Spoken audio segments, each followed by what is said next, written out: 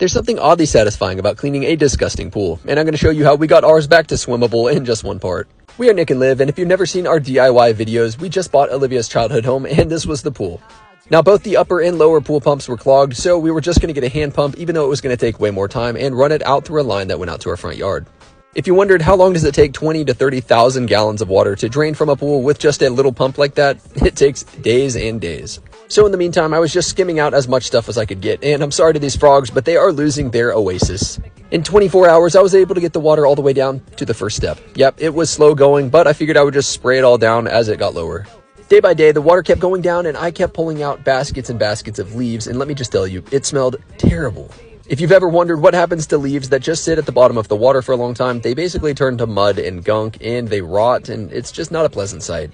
I figured it'd make my life a little bit easier when the water got all the way down if I just kept removing as much as I could. After about 4 days of doing this, the water was getting much lower, and now that we were in a smaller bowl at the bottom of the pool, I knew it would go much quicker. Now, if you're wondering how were there still leaves after I had skimmed so many out, I don't know. It just kept going, and it was taking so many loads to get it out of the pool, and the bottom was even grosser than the top.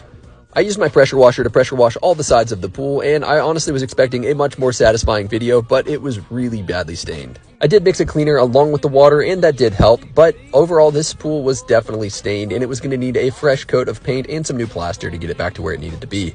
So now we're at the bottom of the pool, and there are literally hundreds of frogs and just tons of mud and leaves left. I let a lot of it dry out and used a rake and a shovel to scrape as much as I could, but the bottom of it was the worst by far. This was some thick mud, and I was slipping as I was trying to shovel it into buckets and carry it out of the pool. I was honestly just scared I was going to slip and fall into this stuff because it smelled terrible. And I'm sorry to those that may not have wanted that pool cleaning ASMR. After carrying about 50 buckets of that mud out and putting them into the yard, it was time to pressure wash the bottom of the pool and really get everything out one last time. I have done a lot of pressure washing in my day, and I've got to say, this was one of the least satisfying jobs because it wasn't leaving those clean lines because the stains were just so bad. Here we are though, the pool's finally clean and dry, and it's time for a fresh coat of pool paint over the whole thing. I taped off everything that needed to be taped off and then used my Wagner sprayer to coat the entire thing in one coat of paint, and then I went back over it for a second coat of paint.